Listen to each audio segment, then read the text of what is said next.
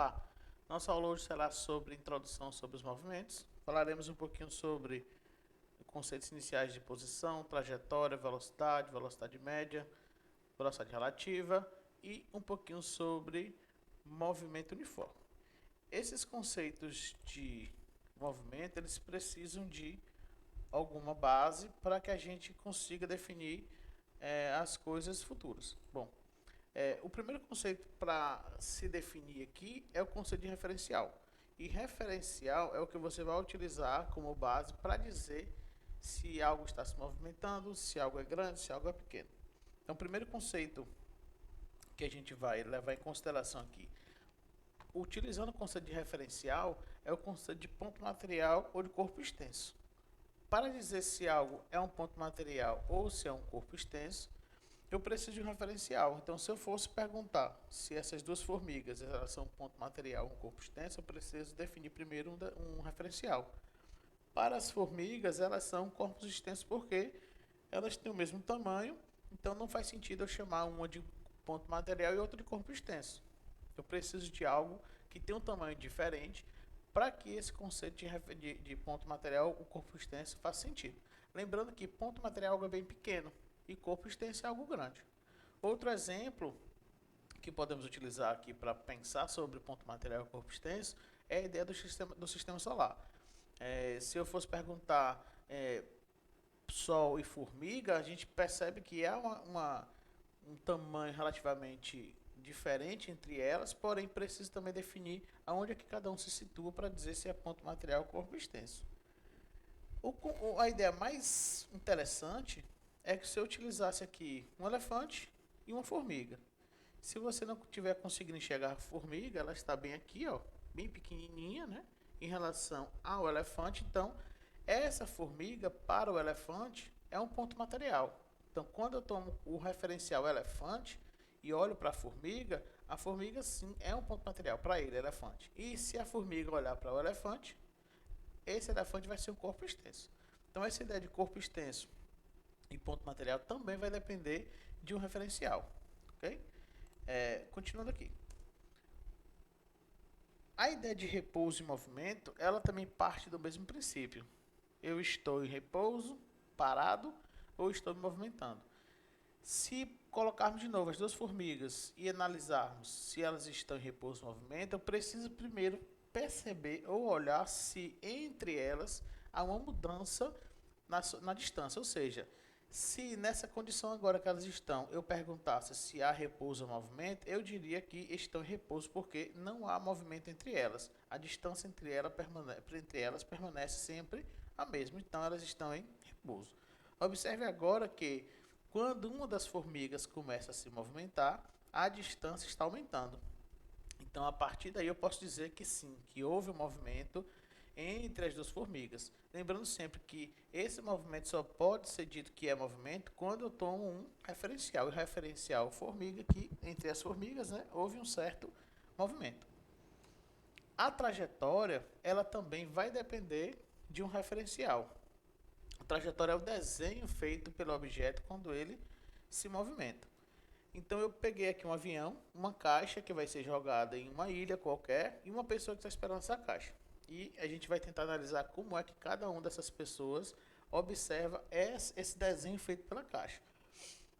O homem que está aqui embaixo, ele vai ver uma trajetória curvilínea, uma parábola, e a mulher que está no avião vai ver uma linha reta, da forma como aparece aqui. Esses dois desenhos estão certos para ambas as pessoas, tanto para a mulher que está no avião quanto para o homem que está aqui embaixo. Eles vão, no seu ponto de vista, no seu referencial, dizer: a minha trajetória é uma parábola, e ela vai dizer que a minha trajetória é uma reta. E essa trajetória ela é diferente assim porque vai depender também do referencial, ok? Bom, com esse conceito de referencial, podemos então iniciar a ideia de velocidade média. Primeiro, o que é velocidade? De forma bem simples, velocidade é uma distância percorrida em um intervalo de tempo. Quantos metros, quilômetros, centímetros se percorreu em um intervalo de tempo. E para definir velocidade, eu vou precisar de uma fórmula matemática. Fica mais fácil usar a matemática, né? Porque ela é a linguagem universal. Bom, essa distância, ela pode ter uma certa dificuldade para ser definida. Então, para definir a distância, eu preciso então definir a ideia de posição. Então, eu tenho um carro e um hotel.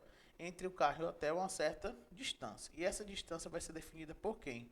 Pelas suas posições. Se o carro está na posição quilômetro 77 e o hotel está na posição quilômetro 351, entre eles há uma certa distância. E como é que eu calculo essa distância? Vai depender das suas posições. Se o cara sai da posição 77 e chega na posição 351, a diferença entre essas posições vai ser justamente a distância, ok? Então eu poderia escrever essa distância de uma maneira um pouquinho mais simples, utilizando letras para abreviar esse nome grande. Para ficar mais fácil, eu vou utilizar ΔS para representar a distância, e essa distância que eu falei é a diferença entre as posições. É mais fácil a gente fazer a posição final, onde ele parou menos, onde ele partiu, e dessa forma eu utilizo a ideia do ΔS. O delta aqui é uma letra grega que representa diferença. Diferença de quem? Da posição. Bom, se eu fosse calcular, ficaria a posição final 351 menos a posição inicial 77, teria uma distância de 274 km.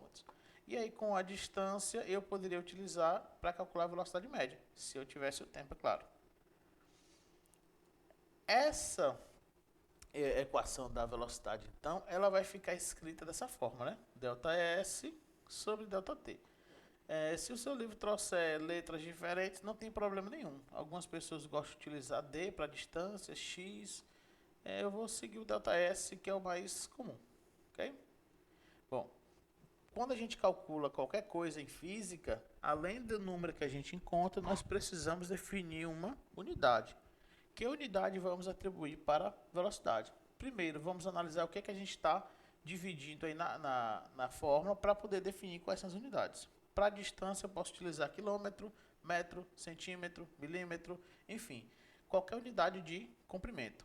E para o tempo, eu posso também utilizar qualquer unidade de tempo, hora, minuto, segundos.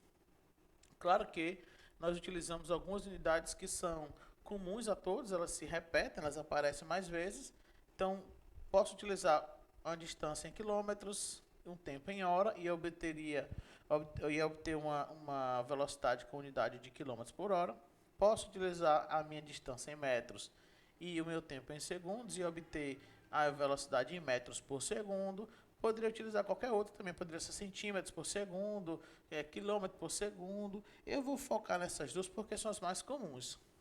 O quilômetro por hora é utilizado no cotidiano, metro por segundo é utilizado no Sistema Internacional de Unidades, adotado aí na maioria dos livros e pela comunidade científica.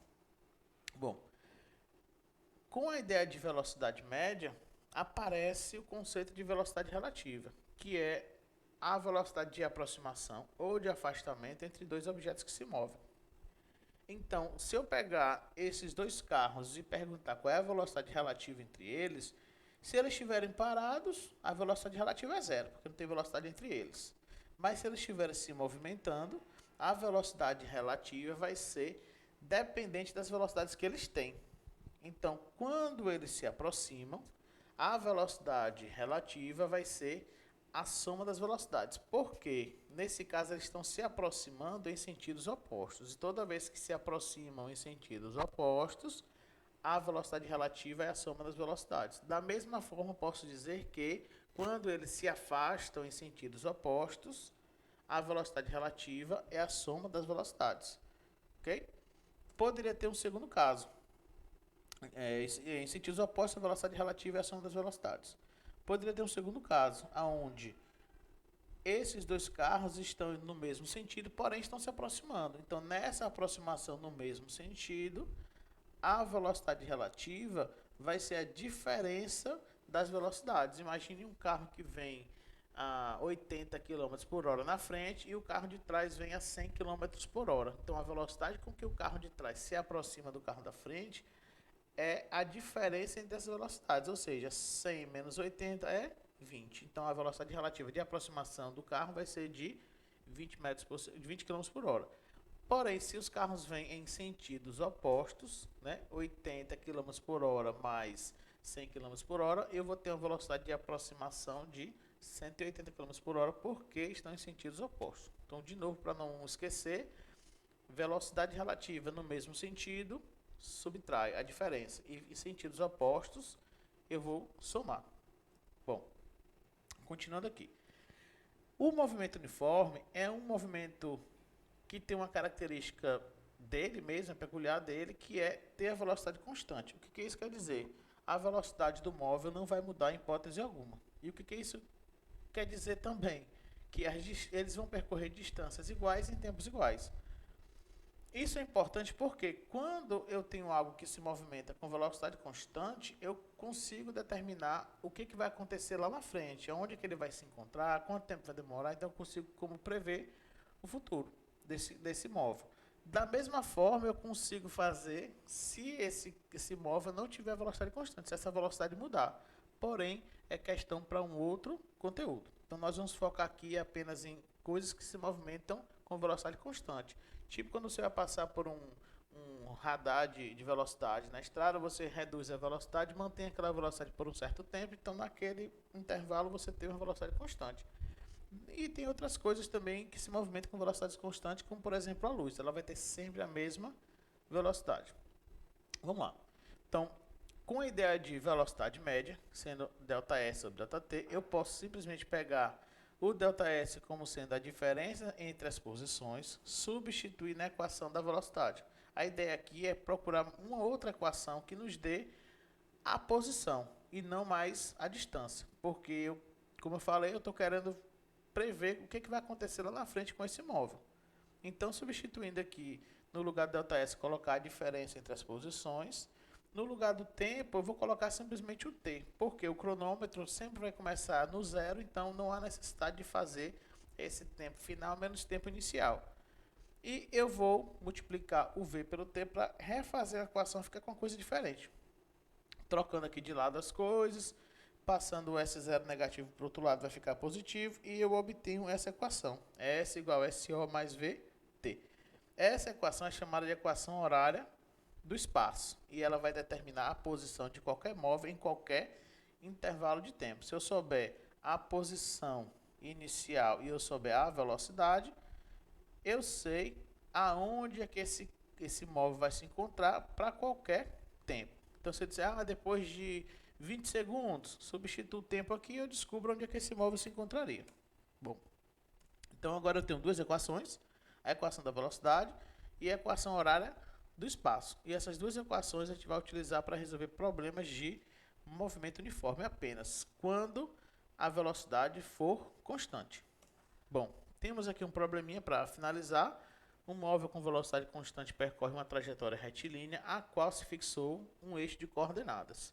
Sabe-se que no instante t0 igual a zero, ou seja, quando foi se iniciar o tempo, o cronômetro marcava zero, a posição do móvel é 200 metros, ou seja, ele partiu da posição 200, a posição inicial é 200. E no instante t igual a 20 segundos, a posição é de 500 metros. Então, depois de 20 segundos, ele já estava na posição 500. Determine, letra A velocidade do móvel. Primeiro vamos anotar os dados, né? A posição inicial, a posição final e o tempo. São os dados que a questão nos deu. A velocidade média é a distância dividida pelo tempo. Vou substituir os dados que a questão me deu. Posição final menos inicial dividido por 20, que é o tempo. Resolvendo isso aí, né? 500 menos 200 dá 300. 300 por 20 vai ser igual a 15. Metros por segundo. Por que metros por segundo? Porque nós utilizamos aqui, a questão nos deu a distância ou as posições em metros e o tempo foi dado em segundos, né? Então, a gente tem que seguir as unidades que a questão está nos dando e que a gente está utilizando. Então, eu tenho aqui a letra A. Letra B. Qual é a função da posição? A função da posição é a equação horária do espaço.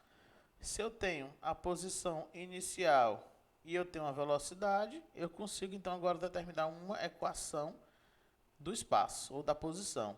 A posição inicial eu vou substituir, que é 200, a velocidade é 15 e eu tenho essa equação que vai me dar a posição desse móvel em qualquer intervalo de tempo. Letra C. Qual é a posição nos instantes t igual a 1 e t igual a 15? Ou seja, quando o tempo for 1 segundo, depois de 1 segundo, onde é que ele se encontra? Se ele partiu daqui da posição 200. E depois de 15 segundos, onde é que ele se encontra? E aí eu vou fazer essa conta, utilizando a equação da posição, já que ela vai nos dar a posição para qualquer intervalo de tempo. A posição inicial é 200, a velocidade é 15, o tempo é 1, 15 vezes 1 é 15, 200 mais 15 é 215. Então, depois de 1 segundo, ele já se encontra na posição 215. Já que ele percorre, né, 15 metros por segundo, então vai ser velocidade constante, né? A cada segundo percorre 15 metros. A outra parte quer saber, quando o tempo for 15 segundos, qual é a posição. Partindo da posição 200, o tempo é 15, né? 15 vezes 15 é 225. 225 mais 200 vai ser igual a 425. Então, depois de 15 segundos, a posição desse móvel já é de 425. Você poderia, se quisesse aqui, calcular a distância, né? Posição final menos a posição inicial. Aí você vai depender da questão. Bom, esse é o conteúdo de movimento uniforme, né? Junto com os conceitos iniciais de movimento.